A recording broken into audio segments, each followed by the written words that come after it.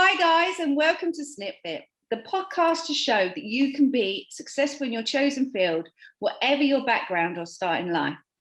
Today, I'm hugely honoured to welcome Gemma Oaten, former Emmerdale actress who's received Best Newcomer nominations for TV Choice Awards, British Soap Awards and Inside Soap.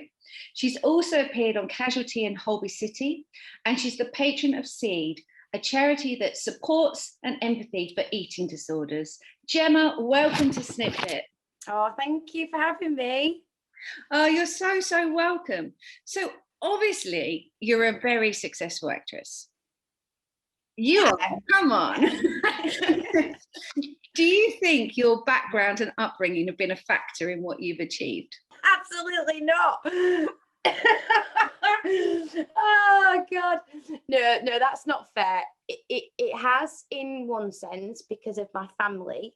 Yeah. And I've been so fortunate to have the most amazing parents and siblings. Don't get me wrong, we've fought a lot over the years, but ultimately they've always, in all of us, so I've got two sisters and a brother, in all of us, they have encouraged us to do whatever we wanted to do. And one thing that Dad has always said, he said, I couldn't care what you do.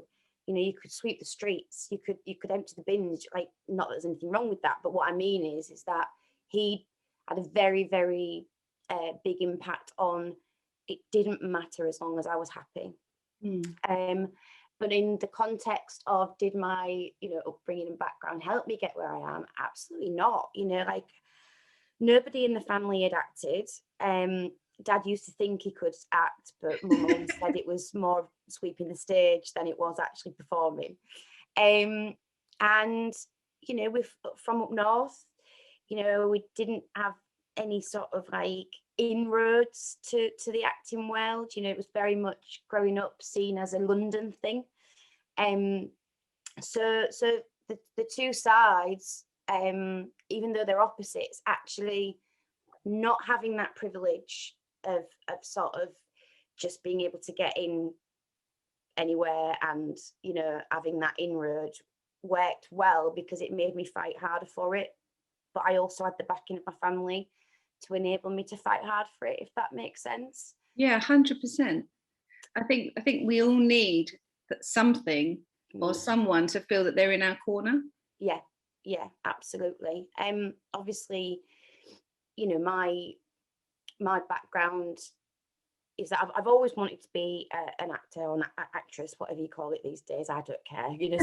Some women are like, darling, I'm an actor. And I'm like, well, whatever. It says act at the front, like, doesn't matter to me. So I've always wanted to be an actress. And I've been prancing around, ever since I can remember, ever since I could talk, walk, and was very fortunate to sort of be brought up in a culture of whole truck theatre. I don't know, like, you'd have to be of my age, I guess, 37 to remember the days of John Godbear and Spring Street Theatre and how iconic that era was in terms of Bouncers by Hale and Pace. Like, they came from that sort of era. Teachers Up and Under, and then you have your Alan Eightborns who were sort of around at the time, like really sort of dominating the theatre space as well. And then we had the lovely Whole New Theatre, so I'd go watch all the musicals. So I was always very immersed in that world, and I always wanted to do it. And I remember starting to go to the local amateur dramatic society shows, and we'd be doing like Fiddler on the Roof with like dust rags wrapped around our heads and all that sort of stuff.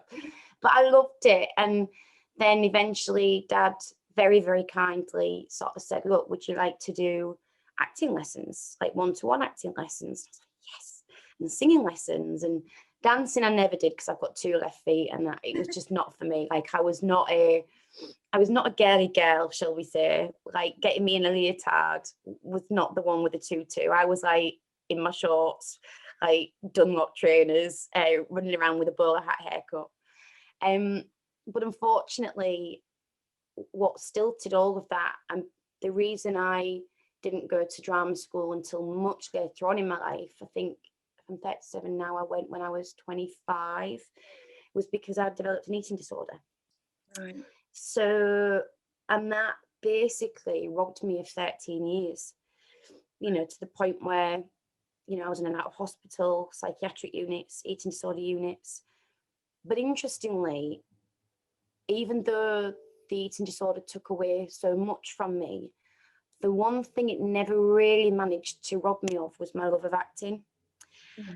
And I managed to achieve some amazing things, even when, because if somebody's listening to this and they don't know about eating disorders, it's not always determined by a number on the scale, right? Yeah.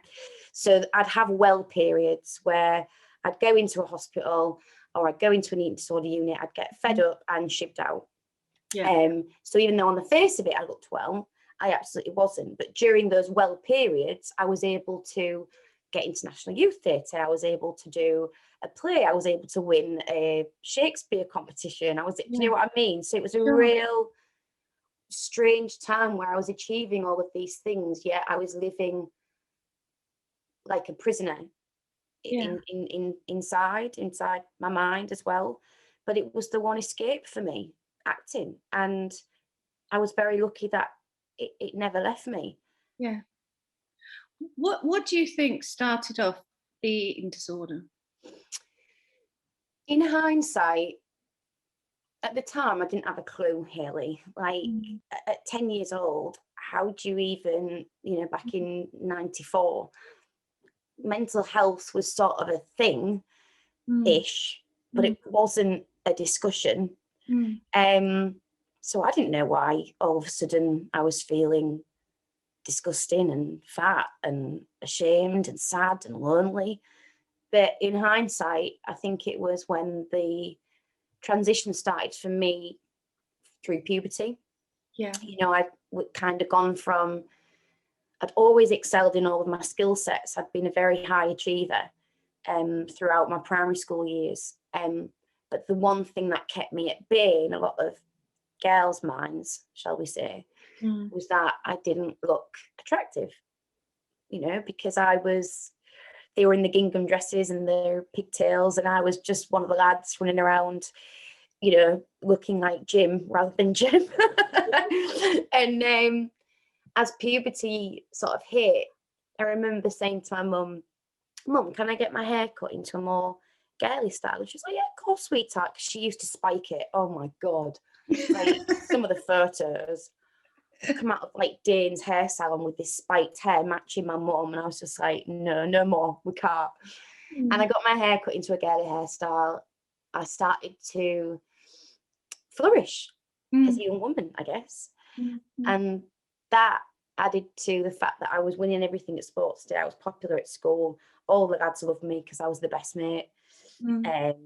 Winning all the roles in the plays. Jealousy and the bullying started, and it was a really difficult time because they weren't hitting me. Yeah. And I kind of wish that they would. Yeah. Because I didn't have anything to show. I didn't have any way of articulating that these words are hurting me, that they were. And I think in hindsight, it was about my mind going to that place where an eating disorder loves to make you think that it will give you control over things that you can't. It loves to make you feel like it's a friend when actually its sole intention is to kill you and manipulate and to be destructive. So I think in hindsight that is what the starting point was. But of course, over the years, what then happens is if early intervention isn't implemented in somebody suffering from an eating disorder, it's harder to bring them back. Yeah. So that's always their default. So then, even when I'd left high school and the bullying wasn't there anymore, there was still other things in my life that sadly happened. And my default was to deal with it through my eating disorder. And even though it was around food wasn't the cause, it was just the symptom. Sure. If that makes sense. Yeah. It's very strange, sometimes when you talk about it and it makes complete sense to me. Yeah.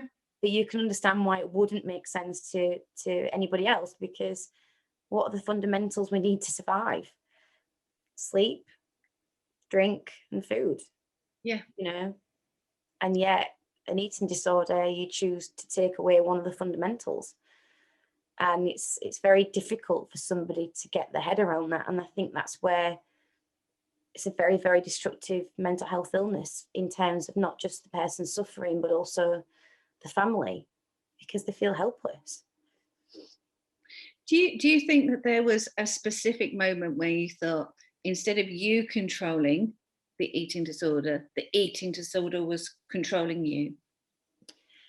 It took me a long time to understand it, but there was one pivotal point where I had a dream opportunity.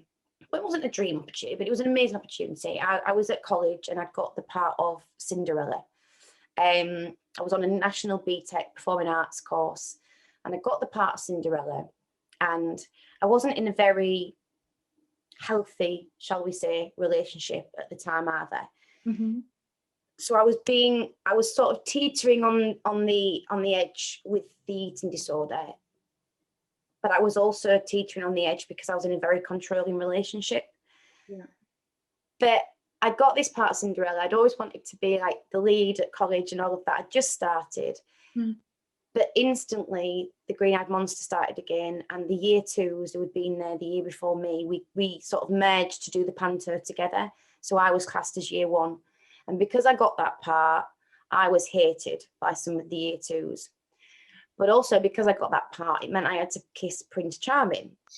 And my boyfriend at the time, that was not on the cards. Right. So he was wanting me very cleverly to not go to college. College was a problem in itself because I'd done something that I wanted to do, but I was being vilified for it. Mm.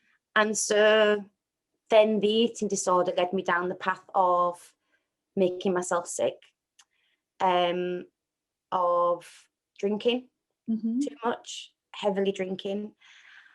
And I didn't go into college for a few days because my partner at the time had sort of drummed it into me that I didn't need to go, and he needed my bus fare to get to his college. I mean, how crazy does this sound?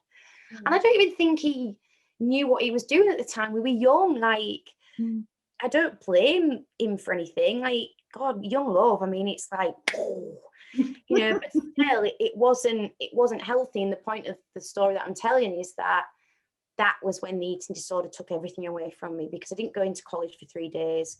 I drank heavily.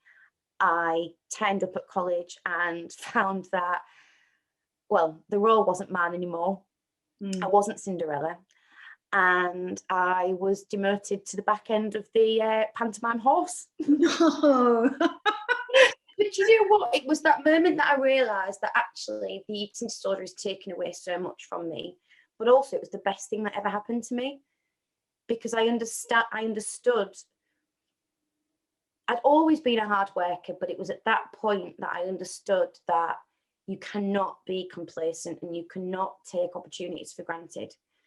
And from that day on, even though it took me still a number of years after to really start to get to grips with everything, I think I had a heart attack about a year after that.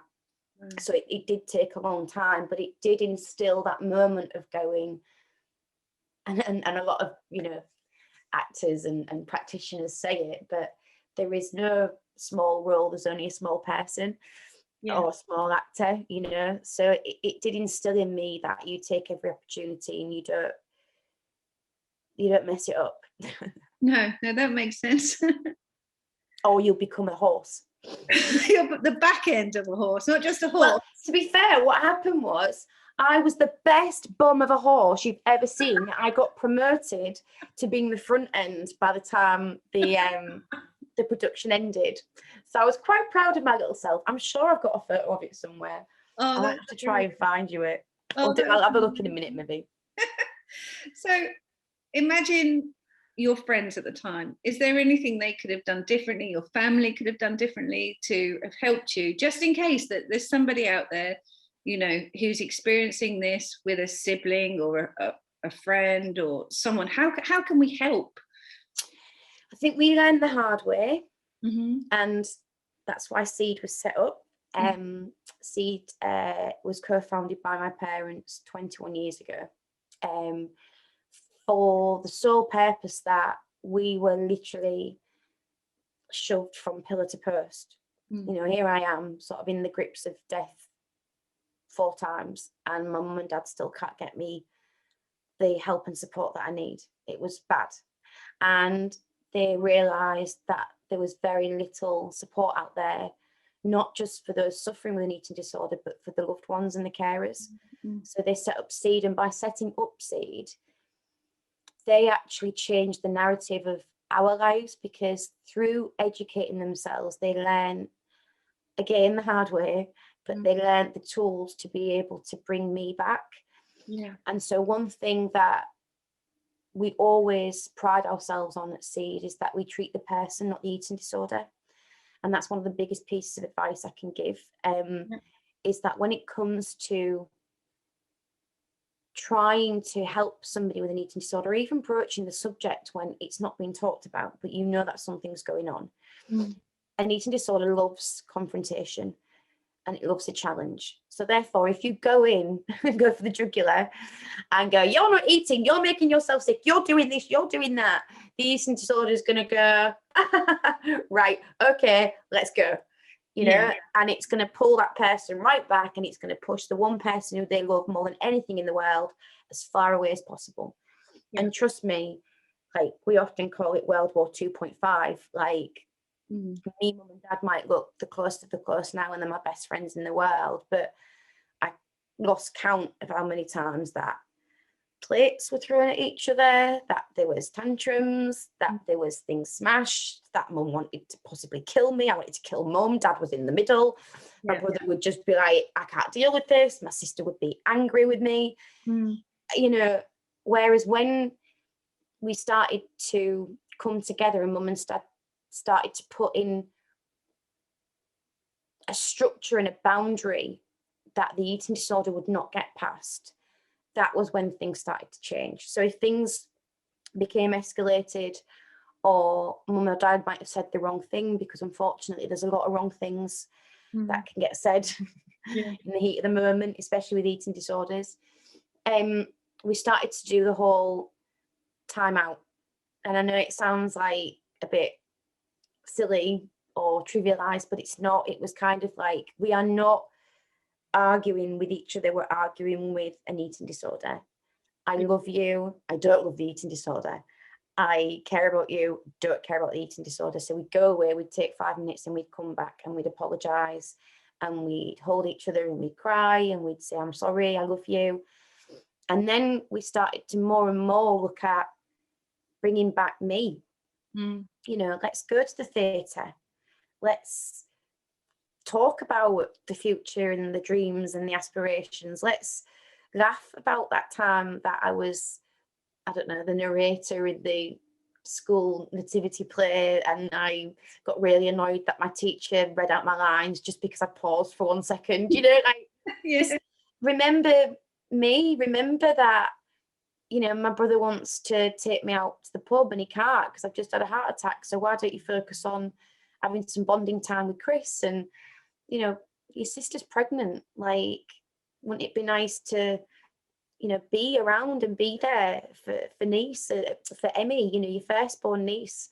All those little things helped me focus on what I wanted in my life. So I think that's the biggest thing when it comes to eating disorders. And of course, reach out to us, because that's what we're here for. But it's about not forgetting who the person is and not allowing the eating disorder to win. You know, that's really, really important advice, because so often people seem to be almost like set out that the eating disorder is them, as opposed to seeing them as two separate entities. But obviously you've had to be really strong in this process. So do you think that it's like a growth mindset, or do you think it's something else that's enabled you to get through what's probably the most biggest challenge of your life? I think there's always been something inside me that, even though I've had those moments where I've been at death's door, to the point where I was, I hope this isn't too triggering, but I was stood in the kitchen with a knife to my wrist, because the pain of going through an eating disorder was just too much. And sadly, we lose 1 in 5 of those suffering with an eating disorder will die as a direct result of the eating disorder or by taking their own life, because it is a torture. It's a 24/7 cycle of torture.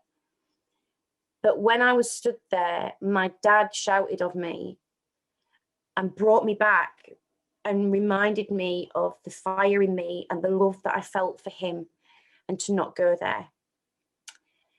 And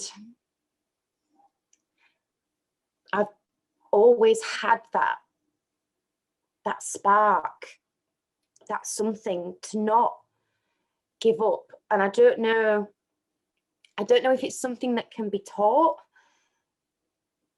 but I do believe it's something that you can yourself, maybe it can be taught, because if you focus on even that, just that little glimmer of like light and hope, you know, it can grow and it can fire you. And actually my adversity that I faced growing up made me so much more determined to get where I wanted to get.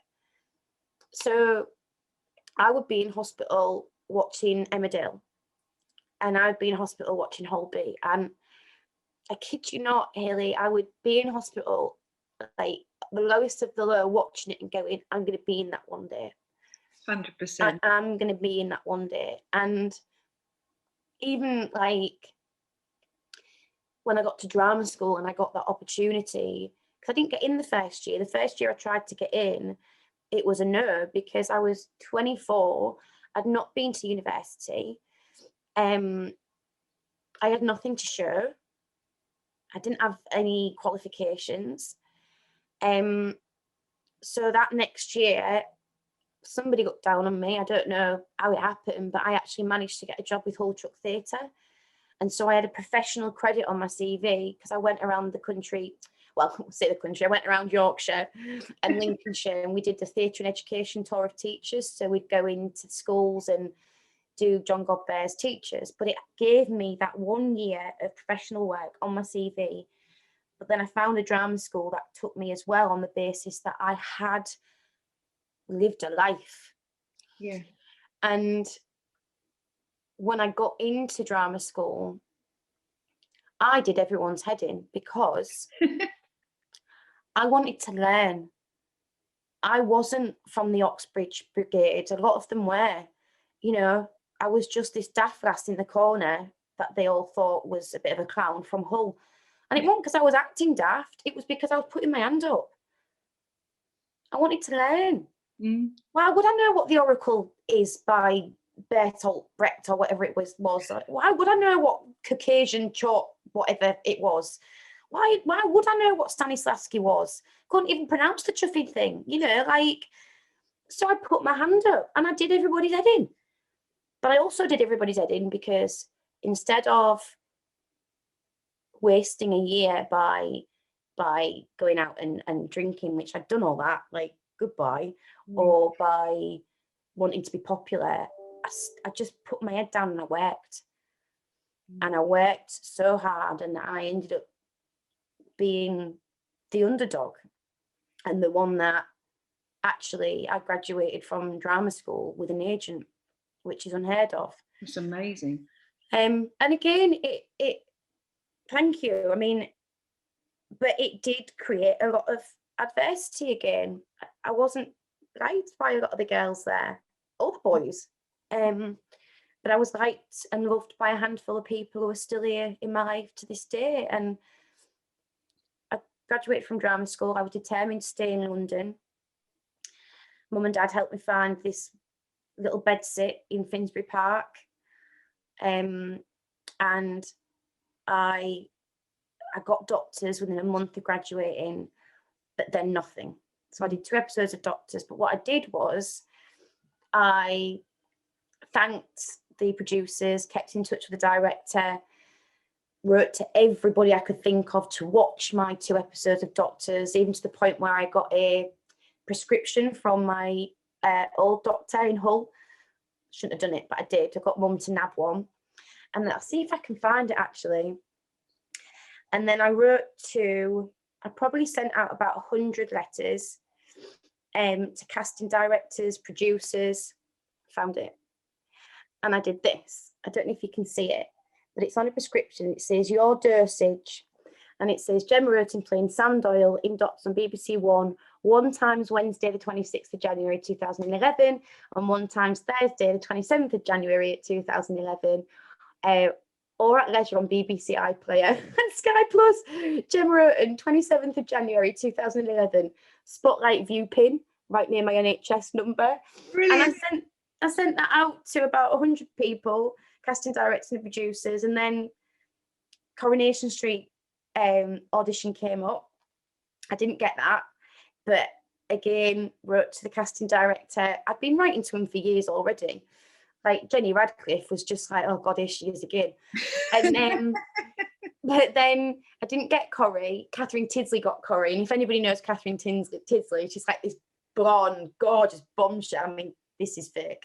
You know, like busty and like, yes. And I was like, nothing. So it definitely wasn't for me. But then Emmerdale came up, and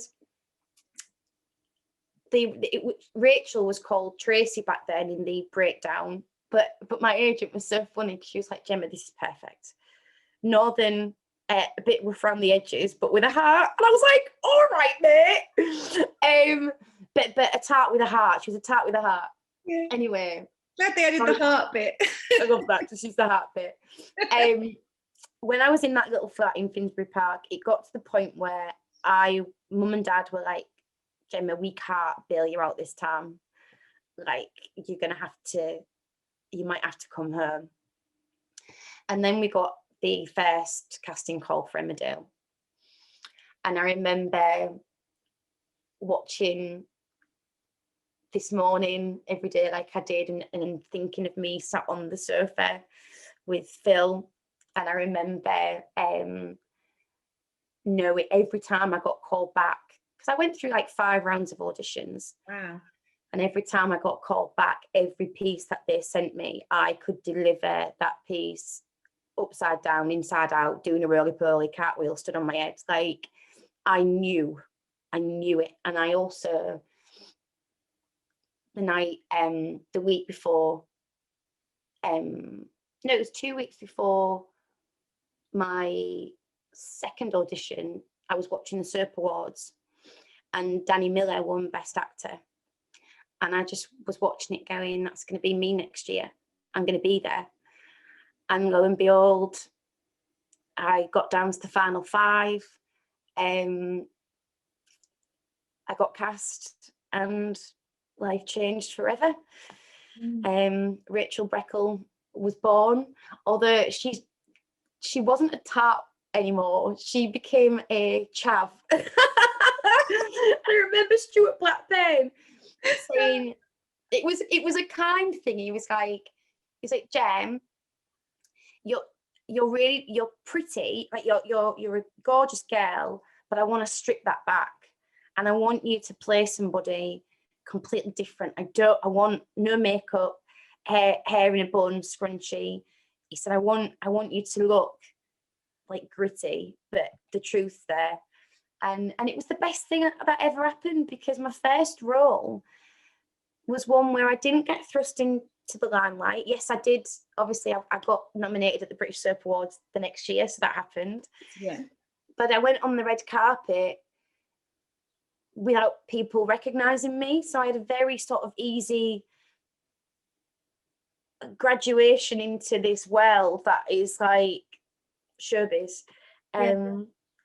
So that was a very long-winded. Oh no, that's brilliant. I can just imagine thinking, I can go anywhere I like as long as I put my makeup on. Yeah. Yeah, it did. It worked to a point, and then what happened was I started to get recognised more and more on the red carpet, and obviously like magazine shoots and stuff. And then sadly, there was the whole Nick Knowles debacle. I don't know if you've seen that, but I mean, fortunately, now you Google my name and the right stuff comes up, you know, like the good work that I do for Seed. And I don't mind talking about it, but Nick and I were at the TV Choice Awards. We got papped, and it was just the most surreal experience of my life, like being on the front page of the Sunday Mirror. It was horrible. Horrible. But, you know, we learn from every story and we grow, don't we? And I learned a lot from that time. But from then on, you know, I couldn't get away with the no makeup, with the makeup thing, because people were then recognizing me as Rachel without makeup and then as Gemma with makeup. But it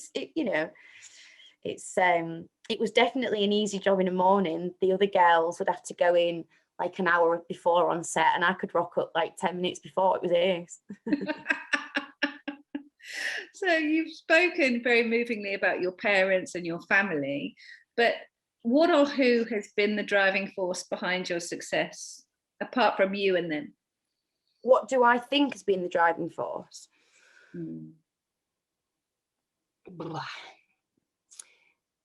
When you've got to a stage where you have nothing, you realize the value of everything.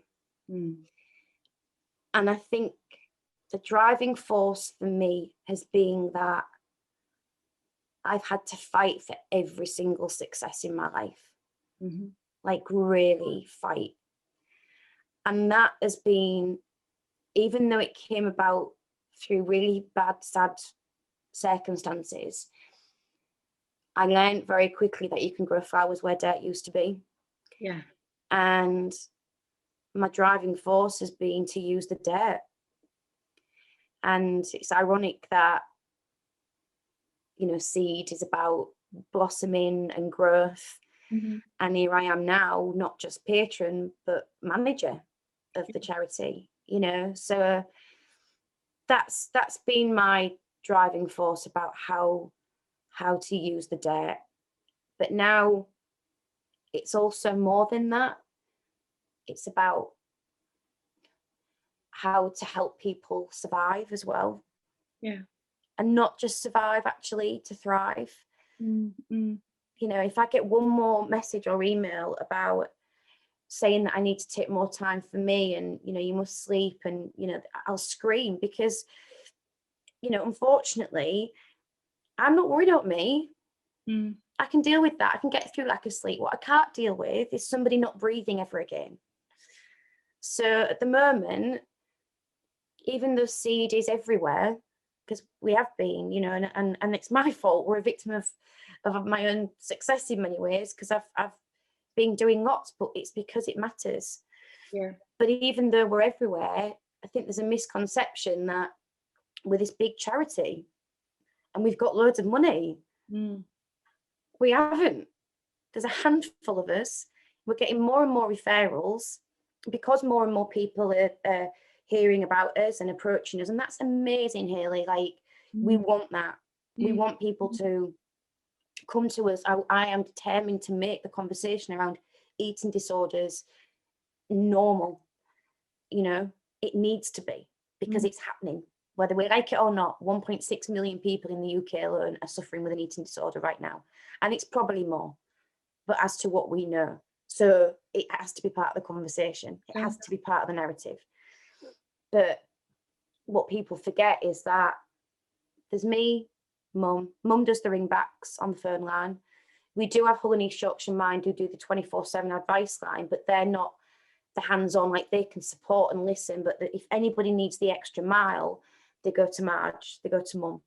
Mum spent 30 hours on calls last week, and then she does all of the email support. And we do have wonderful volunteers who do email buddy schemes, text buddy schemes. We have workshops that Leah runs on Zoom at the moment. But it literally is Mum and Maria in the the office. Anyway, it's not. It's a resource room in a building.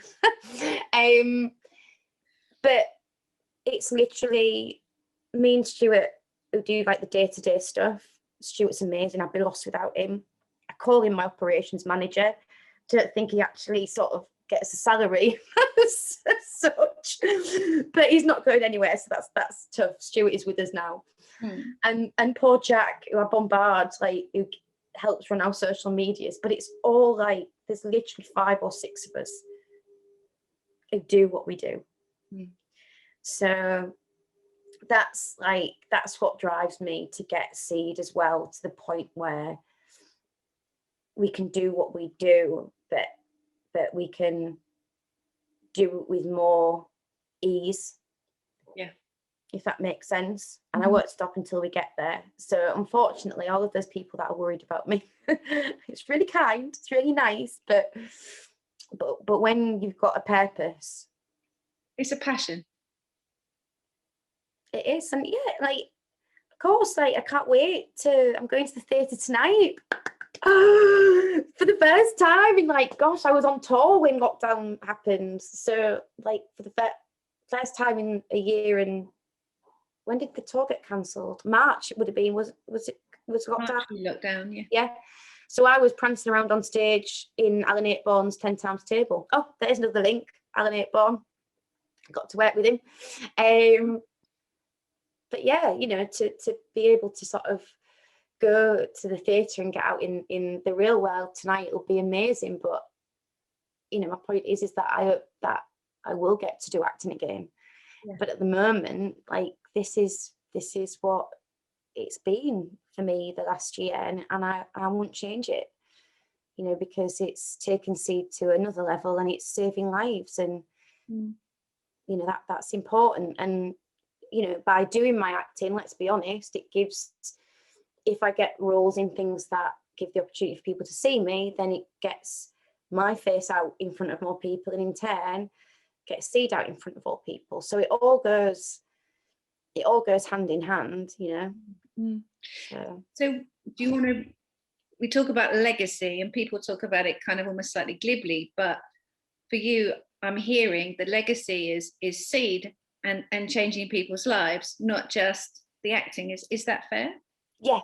I think when I became patron the year I got Emmerdale, because I wanted to use my platform for good, and it was Patrick Stewart, actually, because Patrick Stewart's been a friend and a mentor over the years, and it was Patrick who said, basically, when I started to get asked by the press to talk about my past, because they'd done some digging and they'd seen that mum had got an MBE, and why had Marge Oaten got an MBE? Oh, it was for services to eating disorders. And I said, you know, that they're asking me to do interviews and talk about it, and I'm scared, I don't know what to do. Like, and Patrick said, you know, if you can't use your platform in this crazy industry for good, then there's no point. You know, this is an opportunity that is so bigger than anything else. So I started talking about it, and more of the years became more involved with Seed, so became patron, and then 3 years ago was really actively trying to get our eating disorder educational toolkit into schools, because that's a vital resource that kids desperately need right now. That enables the teacher to teach responsibly and confidently about eating disorders, body image and well-being. And I was on Lorraine last week with Dr. Alex George, and some people might have seen me talk about that.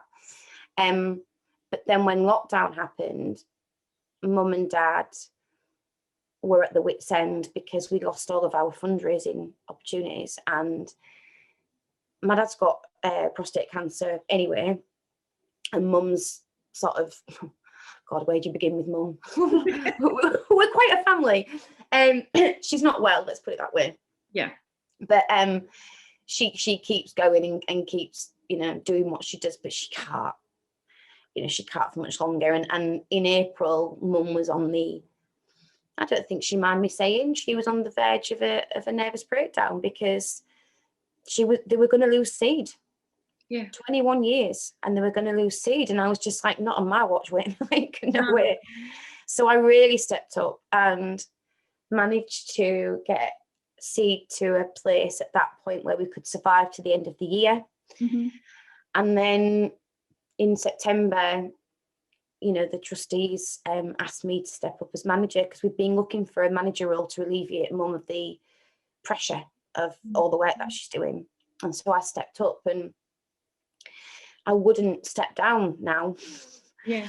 You know, like this is part of my life, and it's part of the importance of Seed is that it's my parents' legacy, Yes. as opposed so much to mine. You know, so back in April, when I was like, no way, I wanted to protect their legacy, and what I've found ever since is that, you know, we're still here, and you know, we still do need funding opportunities and you know, donations. However, what is amazing is that so many people have come to us and said thank you for fighting to stay with us, because we wouldn't be here without you. So we're their legacy as well. That makes it's just, I mean, you know, we're not like, I think what I pride myself on is that we're not this like big corporate charity, you know. And even if we did have the funding behind us, we would never change to that. You know, sadly, there are lots of charities out there who get an injection of cash and lose complete narrative of what their constitution is and what their purpose is, and it becomes about the corporate world, and I'm not for that. No. Even if we got to a place where we've got a bigger team and we could give more people one-to-one support, because that is my dream, you know, to give, because a lot of people can't afford therapy. Yeah. And what I'd love is to get Seed to a place where we can go, well, that's fine, because we can pay the therapist and we can pay for your therapy. That's the dream. But we'd still not lose the lived experience and relatable, personable side of the charity, you know, because what we do is so unique to any other. Yeah. And I think that is what comes across to a lot of the feedback from a lot of our seedlings, I call them, because I hate the word. There's this thing that you get in like grant applications, you know, like if you're doing funding bids, and it's like, how will your service user benefit? Oh, tell us about your beneficiaries. And I'm like, no, they're real people. Yeah. Stop it. But I can't put that in a funding bid because I don't want to get people's backs up. But I can call them our seedlings, because they are, you know, they're our family. And you know, I think that's what makes us, you know, stand out. I think so. So if people hear this and they feel moved to donate, what is your website address? How can we find you?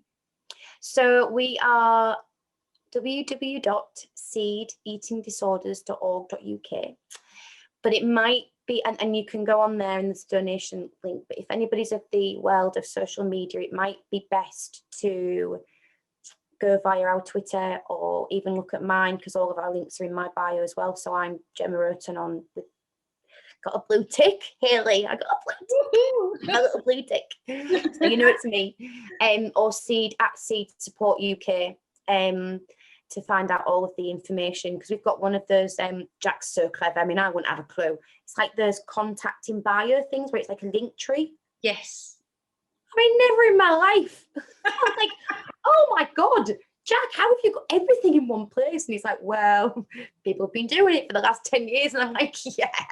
But that's why you have a Jack, right? That's why we have Jack. God love him. Oh, so yeah, so maybe best to go through that. And because in a few weeks we are launching our new website, so you'll be able to make sure that you get the right information on the social media handles while we sort of go over to the new domain, as the tech crazy kids call it. We're going to have a search engine and everything.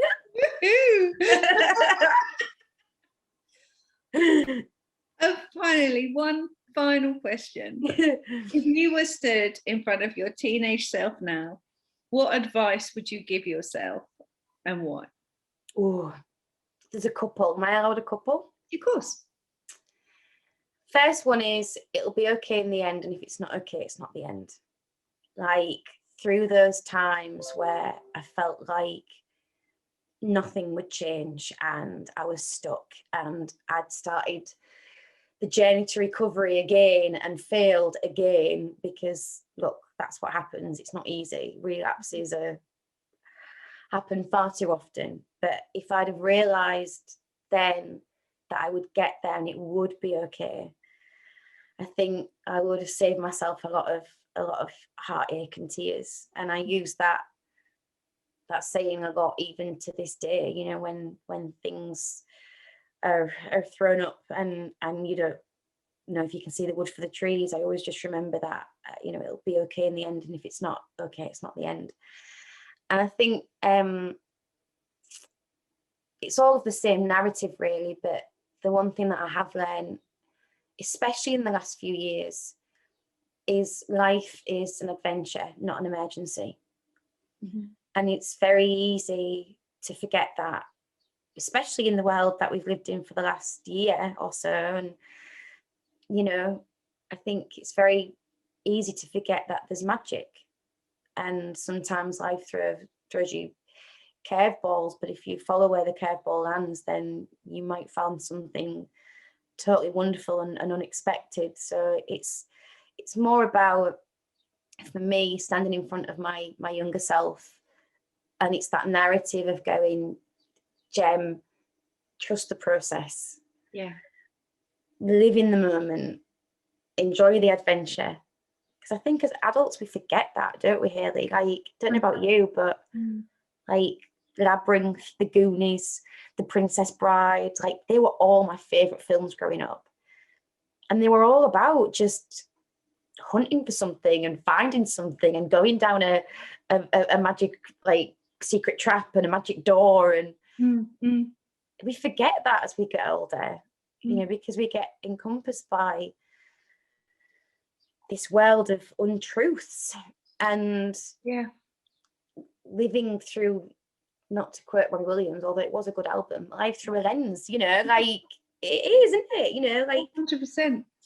Social media and body filters and apps and communicating like this for a year or so. It's like, I think I'm very much hopeful that come June 21st, or even now, like as the world is starting to open up even more, that we get back out and step away from these things. Step away from the phone. They're great in many ways because they get a message across, of course. I use my social media. You know, it's a way of reaching people, and it's a very, very important part of mental health intervention, education, prevention, because we do live in that world, of course, and kids are more likely to go through an app to access help or chat to somebody, you know, online. I get that. But what isn't good is the way that social media can be used to change the reality, and also for people to hide behind a screen and vile. You know, so I'm just hopeful that we learn to sort of realise that the adventures are out there in the real world as well, you know. I love that. Gemma, thank you so much. It's been an absolute pleasure. Thank you too. I hope I haven't waffled. And love to your Uncle Daly.